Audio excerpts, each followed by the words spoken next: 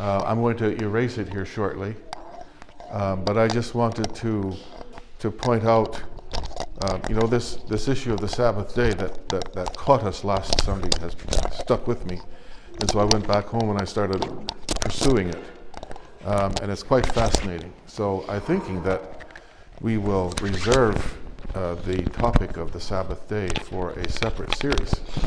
It's very profound, very deep, very beautiful.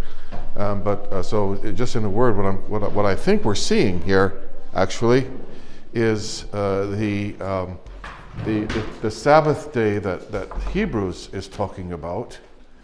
The Sabbath that Moses was talking about, and that's the Sabbath that extends throughout the whole of creation up to the moment of Christ's death on the cross. And then with Christ's death on the cross, it would appear that we have come into the other Sabbath that St. Paul talks about in the Epistle to the Hebrews. Remember, he says there's another Sabbath. There was another Sabbath and another rest. There was another rest. And it is this other rest of God that was opened up by Christ's death. And so now, following St. John, in one of his epistles, he says, beloved, it is the last hour.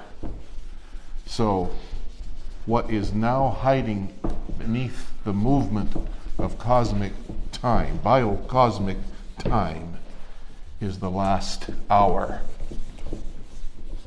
of the last hour, midnight, that opens onto the 8th day. So when we come to church on Pascha night, I think there's a reason that we serve the Pascha service at midnight.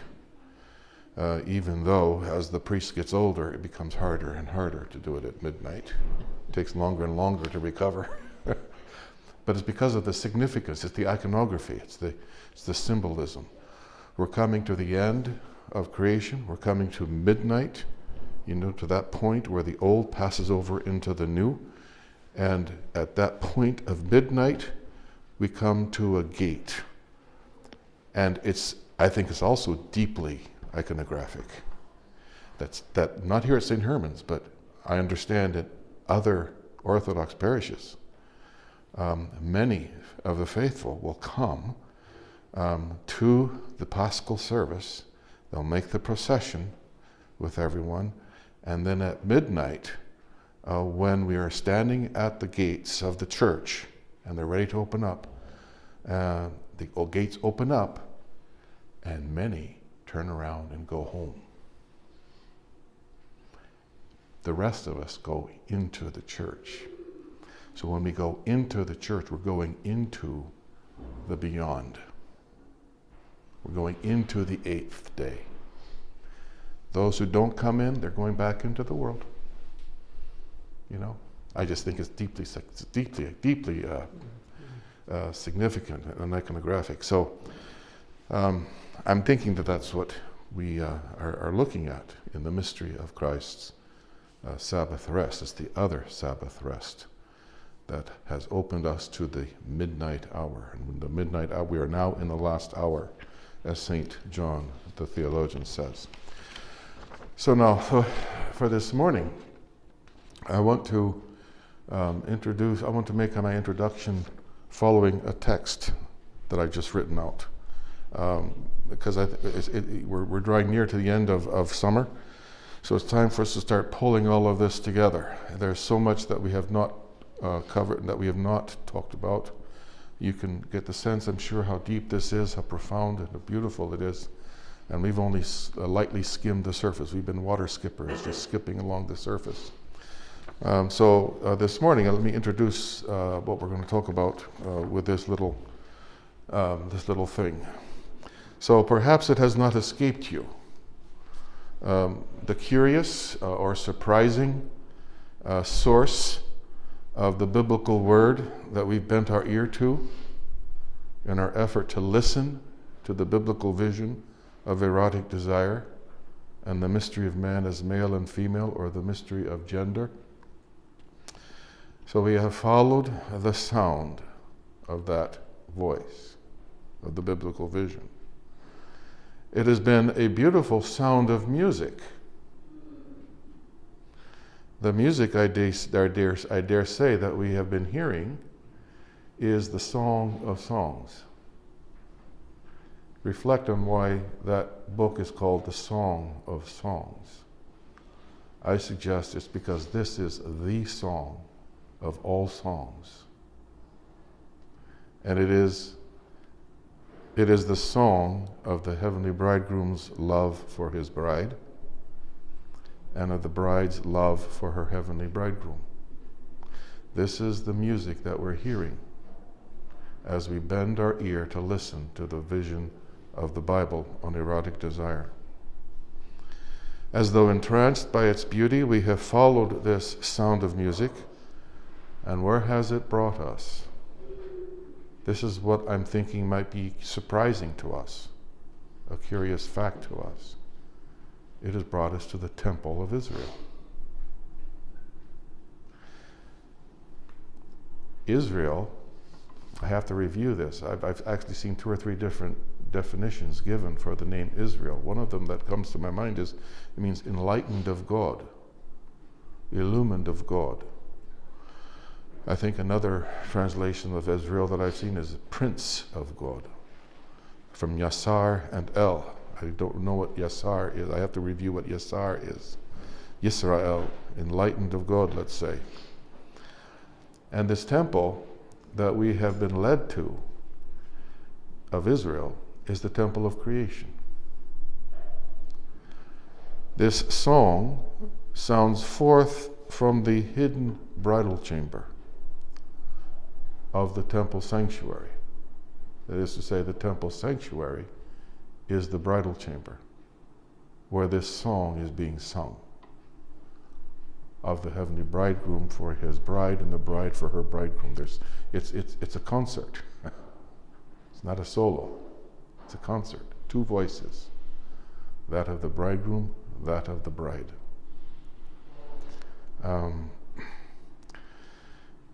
And so this song is sounding forth from the hidden bridal chamber of the temple sanctuary. And this temple sanctuary is a chamber. It's a chamber. A hidden chamber that extends through all things as the center of all things. You remember we've drawn from the Syriac Christian tradition. You have the visible plane of the church or of creation. You have the invisible plane of the heart. And then you have the heavenly. So the picture that I'm drawing of this is that the bridal chamber or the temple sanctuary is this chamber that extends, as it were, through all levels, through all the different planes of creation, as the center, as the sanctuary, the bridal chamber. This chamber, as you can see, it goes out into the visible plane, and there, let's say it takes form. You see what I'm drawing? And it's not by accident that I'm drawing it like that. It's like a chamber that goes forth out into the visible world, and if you lay hold of it, what am I drawing? The tree of life. If you lay hold of fruit of the tree of life, you eat and drink this ambrosia, that is magical. It's like a magical potion. And it opens you and takes your soul into this chamber, into the heart, the invisible plane of the heart, and there we come upon an inner gate, as it were. An inner gate that opens out onto, that if you open this gate, it opens out onto the deep, that's beyond all things. In other words, it opens out into the heavenly sanctuary of the heavenly temple of God. So this is what I feel, as I ponder what we have been talking about, as I try to distill it into its essential outline. This is what comes to me. Do you see it? Can you see it? Does it make sense?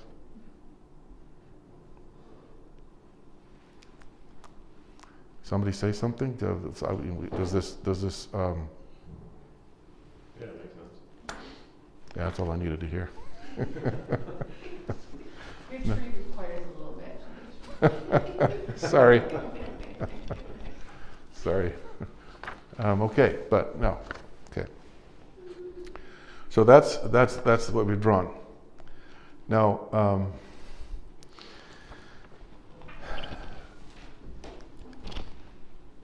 come on in, Katie.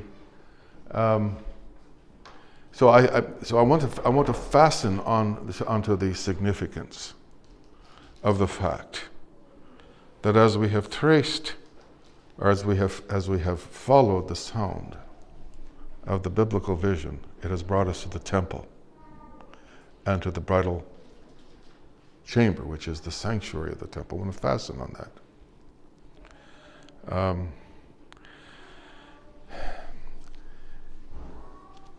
It tells us that erotic desire, which is the relationship between the lover and the beloved, right? That's the relationship. And the lover and the beloved are God and his bride, God and his creation. That erotic desire takes shape. It takes form, or let's say it takes shape in the form of the creation. So that we've been talking about the logos of creation, or the principle of creation. It is this erotic movement between lover and beloved. The lover pouring himself out and giving himself to the beloved receiving the love of her beloved lover and giving herself back to him. To establish this erotic movement into a communion in which the two now, they remain two. He's still the lover, she's still the beloved. He does not dissolve into her, she does not dissolve into him. And yet the two are one. As Adam would say, bone of my bone, flesh of my flesh. She is me. And this how would you call it, this gestalt, this structure, is the fundamental structure of the creation. It's the fundamental structure of the creation. And what are its constituent elements, to speak of it in a very prosaic, non-poetic way? It's male and female. Do you see that? Those are its constituent elements. Yin and yang. The Chinese were not so stupid.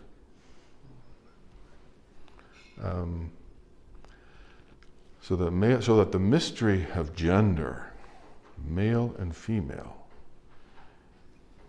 is it's the form of this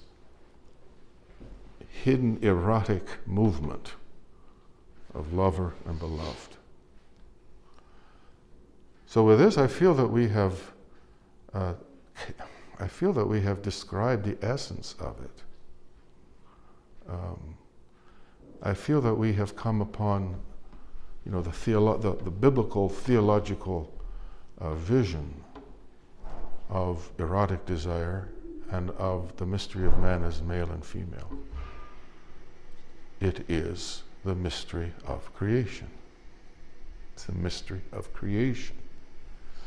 And it reveals that creation is not like the scientists of today would have us believe, that it's just the chance coming together of protons, electrons, whatever, and that the fundamental movement of the universe, of physics, is energy, or whatever it is, just this impersonal, blind, movement of material particles. No, what the scientists are seeing is the visible form of the invisible mystery of creation. They're seeing the material form, the material covering of the immaterial mystery of creation. And when I say material, I mean to comprehend in that term both what's visible and invisible to us. I mean to comprehend the whole of creation. Now follow me and stop me if you're not. I don't mean to divide between the material as the things that we can see, the things that are visible, the things that we can feel, and the immaterial that we can't see, that we can't feel, that are also part of the creation. I mean to comprehend both the material and the immaterial parts of creation under this one term, the material. Drawing from the etymology of the word, the mother, so that the whole of creation that the scientists are discovering is the studyable part of the mother of the creation. But there's a hidden part of the creation. That's what this vision, I think, tells us. That is, for lack of better words, we call it immaterial, but it's not immaterial in the sense that it's microscopic.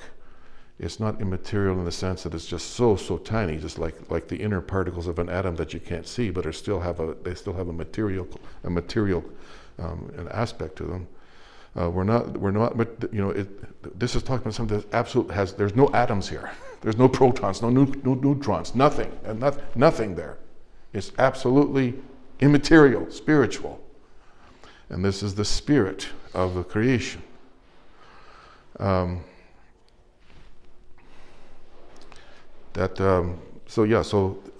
kind of lost where I started out on all of that. So that the mystery of creation so what the scientists are studying and what we study in the schools is this creation that we can see, that we can study, that we can measure with our instruments, however fine our instruments may be. What I'm maintaining from what I hear in the biblical vision is that there's something even beyond. And that's the immaterial, the spiritual center of the creation, the bridal chamber. And that center, that bridal chamber, the sanctuary of the temple of creation, where is its inmost, where is its altar? Its altar would be the human heart. And in the human heart, the altar of the human heart, that's where all of creation opens onto God. And so the creation is gathered around the altar as male and female, as yin and yang. I'd say that, this vision, if you will, struck me as I was driving driving the other day and just kind of hit me. Okay, so because I was at the Y, at the Y you see all kinds of crazy people. Yes. Oh yeah, Martin and I go to the Y together. I was thinking, okay, so let's say that homosexuality is normal, the way they want us to believe. What is the vision of creation that is implicit in that proposition? Just think about it. Whatever it is, it's not biblical. Most certainly it's not biblical. But I mean, there's another element also, is there not, to this mystery of gender and erotic desire that we have just described? It has a consequence. What is that consequence? It's a beautiful consequence. Life. That's what comes forth from this erotic union of God as the bridegroom and man as the bride through the woman. It's what comes out from the union of the male and the female. You put a male and a male together, sorry. Put a female and female together, sorry. It's sterile. There's no life. It's not of God, so I leave it to you to decide what it's of. It's not of God. It's not of life. It's death. It's a spiritual death. It's the material form of spiritual death. Katie? This is just reminding me that C.S. Lewis in his commentary on Paradise Lost pointed out that hell for the devil is in many ways a condemnation to eternal boredom. Yes. Yeah. Yeah. It is. No, you're right. Yeah. I mean, isn't that really that inner emptiness, that inner loneliness? I mean, what could be more terrible than being alone and absolutely bored? Honestly. If you have pain, at least you have something to distract you from your boredom. That's true. All right, so with that, so that's like an overview, and that's like giving to you now the kind of the heart of it all. This is the mystery of gender. This is the mystery of erotic desire. This is its biblical setting, its biblical context, and anyone can enter into it. Okay, you have attraction to the same sex. Well, you don't have to give in to that if you don't want to. I mean, if you want this that is full of life, you can enter into this. You can enter into it through the church. Maybe not. Maybe married life isn't for you with another woman, with the opposite gender. But the point here is that there's a deeper that the erotic desire that is moving through you, it goes deeper than carnality. It goes deeper than the body. There's a spiritual depth in it. And you can choose to pursue that spiritual depth in yourself that will bring you into this biblical vision of creation as male, female, yin, yang, where there is this erotic movement between lover and beloved that brings forth life, spiritual life as well as physical life. All right, so let's have questions, comments, observations, and I'm going to, in the space here, I'm going to reset here and figure out where we're going now.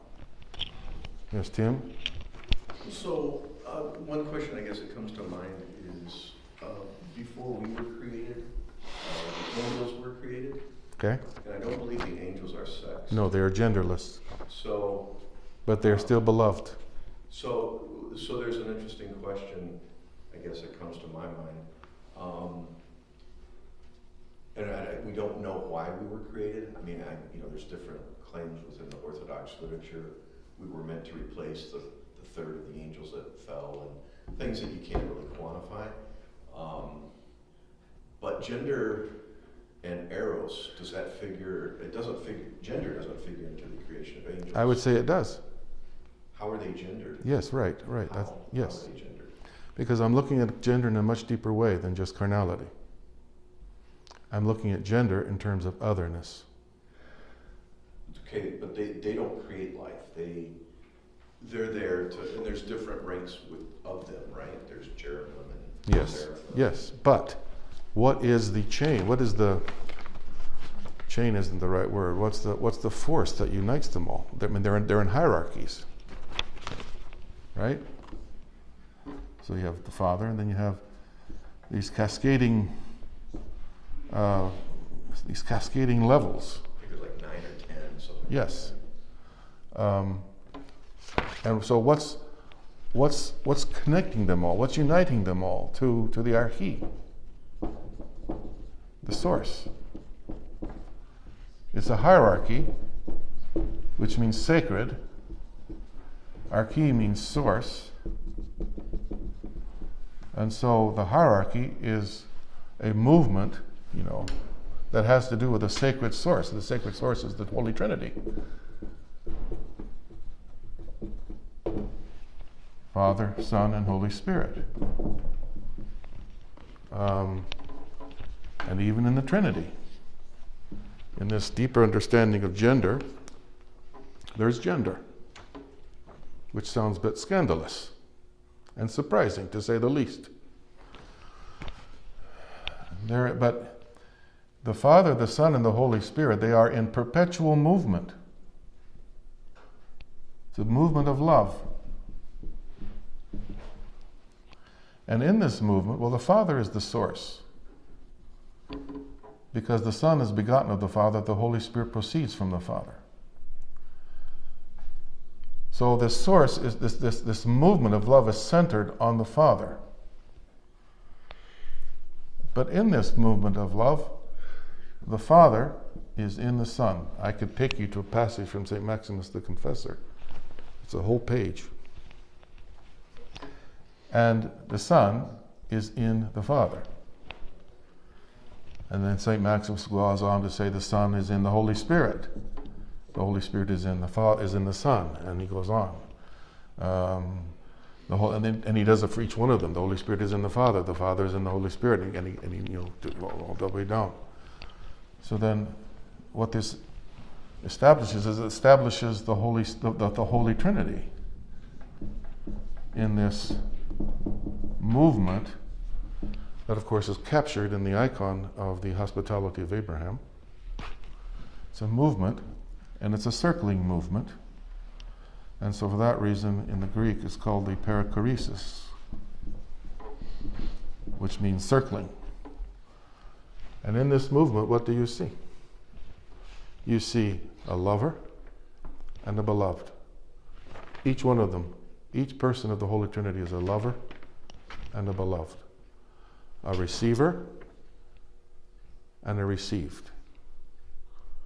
Active and passive, if you will. Now, Genesis 1:26, chapter 1, verses 27 and 26 through 28. Let us make man in our image, male and female, and in our likeness. Male and female will make them. If you don't have a doctrine of the Holy Trinity, then that passage becomes somewhat of a riddle that you are hampered. You're crippled as you try to solve that riddle. But once the Holy Trinity is revealed to us in the Jordan, the baptism of John, that's the answer to the riddle. How is it that man is made in the image and likeness of God in the deepest sense? It is that man is made like God as a lover and a beloved, as is each person of the Holy Trinity. And as we're starting to show, we're going into Genesis chapter 2 last Sunday, and I was suggesting that as we move from Genesis chapter 1 into Genesis chapter 2, we're actually moving from the outer courts of the temple of creation that are described in Genesis chapter 1, we're moving into the inner court of the temple, the sanctuary, the Sabbath rest in Genesis chapter 2. And as we follow the creation of man in Genesis chapter 2, there are all of these subtle indications that are just very intriguing and very fascinating. And for example, Adam created from, as it says in the Greek, the kun, which means the loam, the clay of the ground. Gia, from the clay of the ground, but Gia is feminine, and it's the earth. And so it's like the mother, it's like the bride. And Adam is created from this loam, from this clay, which means clay, but also it is also used to describe the walls of a house. And so, Adam is God fashions him from the ground like this lump of, like a mound of earth. A mound of earth. I mean, that's like at the holy mountain, the sacred mountain that is at the center of the world. And so, mountain, temple, they're the same thing. So it's like, it's as though, it's as though Moses is saying, as though God is telling Moses, because Moses is getting all of this from Mount Sinai, as though God is telling Moses, I made man into a temple from the clay. The walls of the temple, the body, are made from the clay. And then it says he planted a garden in the east. And then he brings man into the garden. In the garden is where God puts Adam to sleep and draws from his rib woman. As you recall,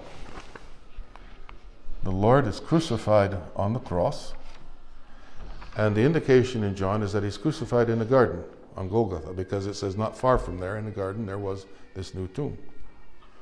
So in the garden, the Lord is put to sleep. He's put to death, as Adam was put to sleep in the garden. And then you remember what it says, and the soldiers pierced his side in the English, but in the Greek, it's the same word. Pierced his rib, and immediately there came out blood and water, which we take to be the mystery of the church, the sacramental mystery of the church. So in the church, now we're drawing all kinds of connections here. This is where we start to get lost if we're not careful. But the church, which is the blood and water that pour forth from Christ, the sacramental mysteries. She's called the bride of God, and the church is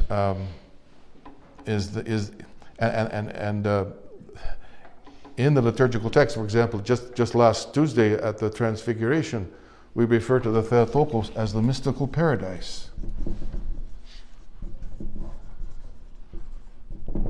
It would take some doing perhaps to draw all of these connections together so that you could see for yourself that there is in the liturgical vision of the church, the liturgical life of the church, there is this, how would you say, this connection, even this identity between the Virgin Theotokos, the temple, a garden, paradise,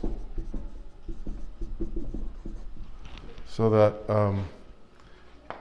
when Adam is brought into Eden, I don't think it's by chance or by accident that it's in Eden. It's in the mystery of the garden. It's in the mystery of the, in other words, okay, he's taken into Eden. Eden is pictured as being a particular part of the creation.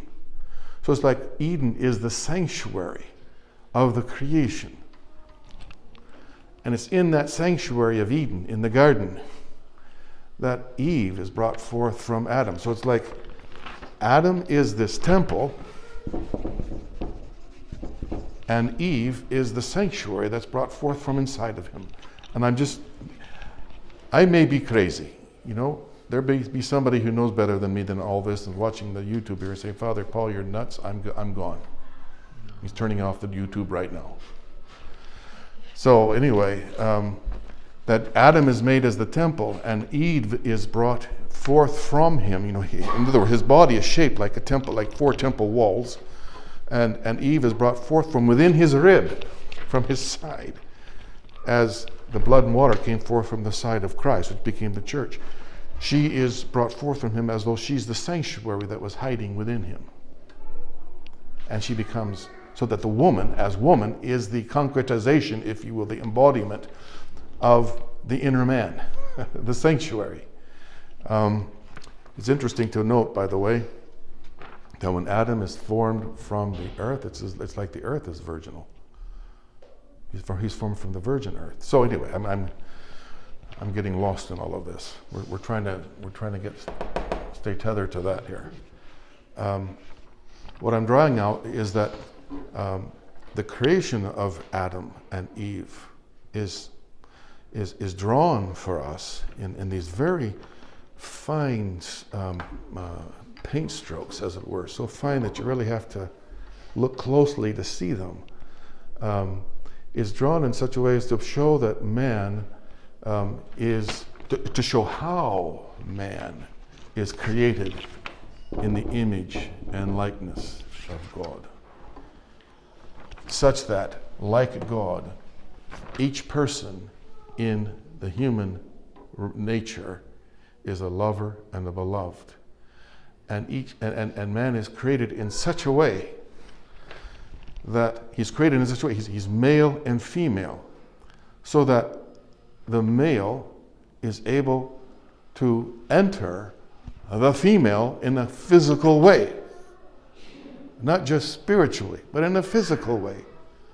And the female is able to receive the male in a physical way. So in other words, what I'm saying is that even in the way that man is structured in his body, you know, the carnality of man is not a sin, it's not evil. It is itself, it's a carnal image of the spiritual mystery of this perichoretic movement of love in the Holy Trinity. So that male and female, in this sense, because they're seen as the embodiment of the image and the likeness of God.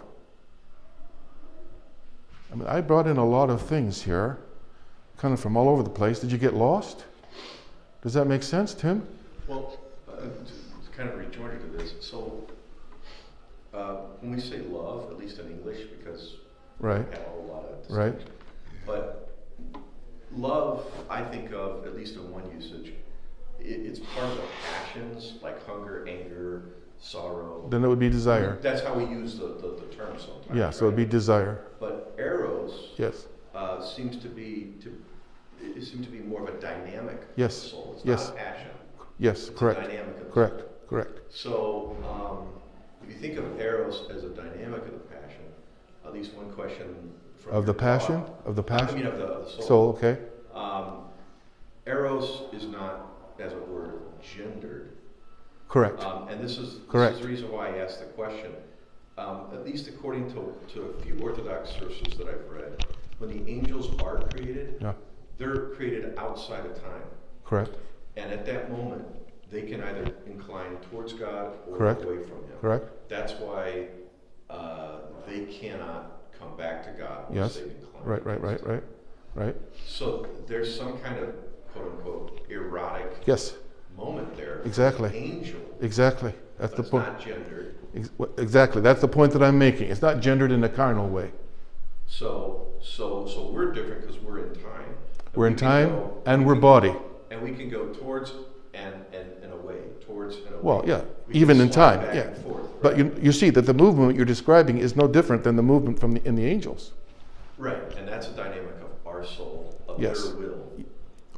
Well, So- yeah, their inner whatever. Yeah, so when they make the decision not to incline towards God, that's it. For eternity, they're against God. Yeah. And that's a function of eros. Yes. So this is the point that I'm driving at, that the whole creation, even God himself, remember the passages we read from St. Maximus the Confessor, even God himself is impelled by his erotic movement. Erotic movement originates in God. And so the whole of creation is in this erotic movement. That is to say, this movement of each creature coming out of itself, looking for its source, which is in God, looking for the beautiful and the good, which is God. The angels are doing that. Creation is doing that. Man is doing that. Each individual person is doing that. That's the movement that's driving all of us. And what I'm saying is that that movement in us, in the creation, has been embodied, has become incarnate, if you will, in the form of male and female. That's how that movement, that's the form of that movement. So that the gender, male and female, is like everything else. It's kalos. It's good. It's beautiful. It's holy. It's sacred. Because it is in the image and likeness of God. Katie. Just to draw a connection back to something we touched on briefly earlier, holy eros might be described as the yearning for the other stepping outside for the other, Mm-hmm. whereas, the moment of the angel's falling might Mhm. be considered kind of, frankly, angelic homosexuality, inclined towards the self. Sure. instead of- Or I would say lust. Perverted erotic. Because you see, this is the torment. When they turn away from God, when we turn away from God, we've talked about this before, that erotic dynamic does not disappear. It's still there. It's just as much in force as it ever was. But now that dynamic will never be satisfied. And this is how we said, this is when we start to go mad. In the Dionysiac orgy. Madness. That is perverted erotic desire. So, as I recall, we drew a parallel between the Dionysiac orgies and the myrrh-bearing women coming to the tomb.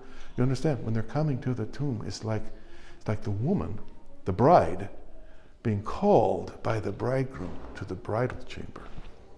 The tomb is the bridal chamber. And they come, and they see angels. They see angels. They're in on this too. The angels are, they give the pronouncement. Understand that the very mystery of sexuality, carnal sexuality, all the mythologies of the world understand this. This is one of the fundamental patterns of religion, of comparative religion, as Mircea Eliade would say. Sexuality has to do with life and death. The goddess is both a white goddess and a black goddess. The uninitiated see the black and the white goddess as two different goddesses, but the initiated understand her to be the same mystery. As the white goddess, she's the mother who gives life. As the black goddess, she is death who devours the children, so that she can give life again. So you have this circle of life, as it's called. So here's the angel at the tomb of the Lord. We're at the mystery of death, the end of life. But look at as we reflected on it, you consider the reaction of the myrrh-bearing women. It says in Mark that they too went into ecstasy, just like the myth of Dionysius has the women going into ecstasy. But in their ecstasy, they went mad, and they tore Theseus up into pieces. The myrrh-bearing women go into ecstasy, and where do they? They flee in terror. They don't say a word. It's as though, you wonder, what's being said there? They didn't say a word to anyone. Could that be taken to mean they fled in terror, or in fear, in the fear of God? They fled into the stillness of God, the depth of God. I mean, you know what? Theirs was their ecstasy transfigured them. You understand? When they came to the tomb, coming to the tomb of the Lord. They're coming to the Sabbath rest, which is the temporal aspect, if you will, of the spatial aspect of the bridal chamber. The Sabbath rest and the bridal chamber, or the sanctuary, as I see it, are one and the same thing, but just different aspects of the same thing. Because in the Sabbath rest, the death of God, in the sanctuary, the bridal chamber, God and man join together. The bride and the bridegroom become one. So the myrrh-bearing women come to the tomb as to the bridal chamber, as to the sanctuary of creation. This is God's tomb. God's in there. You know, God is in his heavenly temple. He's in the sanctuary of his heavenly temple. Only what they discover is that he's not there, right? He's not there. Where is he? Well, he tells Mary Magdalene, I'm on my way to the Father in heaven. He's on his way to the heavenly chamber in the heavens, and he's calling us there too. I mean, I don't know if this is clear or not. I need to take more time, I suppose, more effort to make this more coherent. But what I'm seeing is that the Holy Gospels are telling us a deep mystery. It corresponds. Let me throw this out real quickly. It corresponds to this. I'll illustrate what I'm trying to say with this. Apparently, at least in the Near East, all of the nations, the peoples, there's like this monomyth. And in this monomyth, they all have a tree. Well, okay, here's the earth. Well, as you know, the tree goes way down. It has roots that go way down. So the tree is a beautiful image of the goddess. And then from the tree, there is the consort of the goddess in the form of a serpent, either wrapped around the tree or hanging from the boughs of the tree. So here you have the feminine, the goddess. Here you have the consort, the masculine. And this is, on some of the steles, this is illustrated or it's interpreted by the presence of the goddess on a throne here with her consort also. And then you have a man and a woman over here approaching the tree, approaching the god and the goddess and her consort to partake of the fruit, which is the fruit of life or knowledge.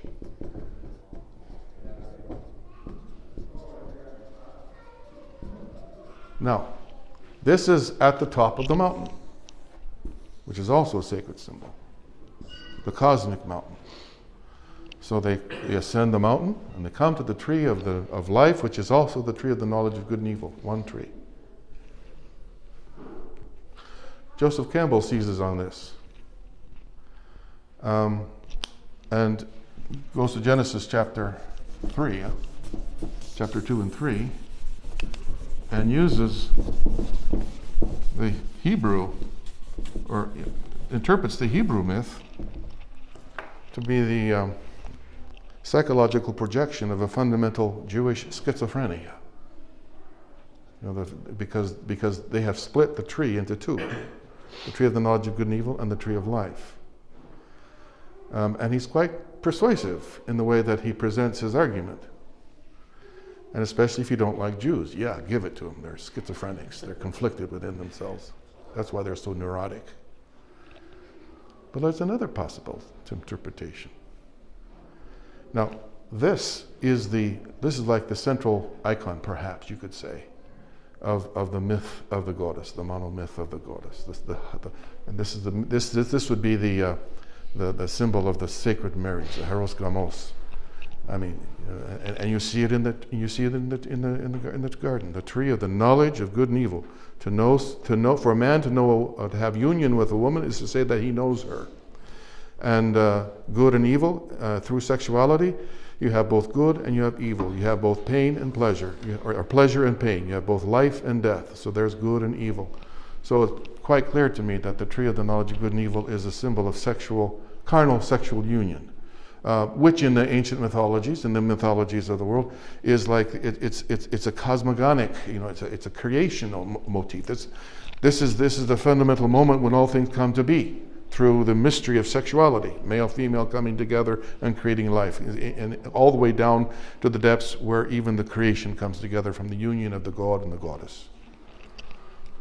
Do you remember from our discussion from our reflection on St. Ephrem of Syria, how he draws the Edenic mountain?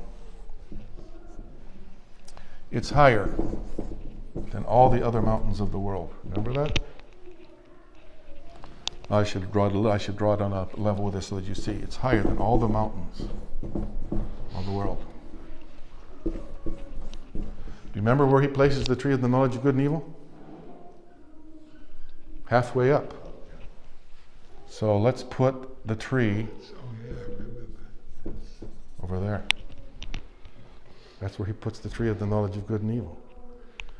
Now, this is how I'm seeing it. I'm thinking what the Genesis writer is telling us is that this tree of the knowledge of good and evil, which is the highest tree and the highest mountain in all of the other myths of the world, in the vision of the prophets, is not the highest tree. There's another tree. There's another mountain. You remember, Adam and Eve could not see this tree because their vision was blocked in Ephrem of Syria, is blocked by the boughs of the tree of the knowledge of good and evil that extend far out. And both St. Ephrem of Syria and 300 years later or so, St. Maximus the Confessor, seems to be a kind of a fundamental motif of patristic literature. The tree of the knowledge of good and evil is understood to be the mystery of creation, the world. Which is centered, comes to being through the mystery of sexuality, male, female. So, what I'm saying with regard to sexuality and the vision of the Bible is that the union of is that there's a deeper point of erotic union than that of creation. It is that of the soul in her immaterial depths with the immaterial God. There's a deeper erotic movement. There's a deeper erotic union, deeper erotic love than what we experience in the world. There's a deeper, if you will, there's a sexuality that is beyond sexuality. And that is the sexuality, if you will, that is the origin of all sexuality. And that is what all sexuality is in the image and likeness of, you could say. So in this sense, the angels, the immaterial beings, the heavenly beings, the whole creation is caught up into this, is brought into being in this erotic movement of God's love. And this erotic movement of God's love at each level of creation, the level of the different hierarchies, all the way down into the level of the creation, it takes its own form, its own shape. And for us on earth, it takes the shape of male and female. And through male and female, we are given the ability to participate, not only both physically and spiritually, to participate in the mystery of God's erotic love through the sacrament of marriage, or if we're called not to be married, then the sacrament of the angelic life, where we fight ourselves to transcend our bodies, but not our erotic desire. We do not transcend our erotic desire. Rather, we step into our erotic desire, as it were, as into a mighty torrent, a mighty river, in order to follow its current into the chamber of our soul, where we become one with God. Where God, as it says in the Psalm, satisfies every epithemia with good things. All right, it's time to go.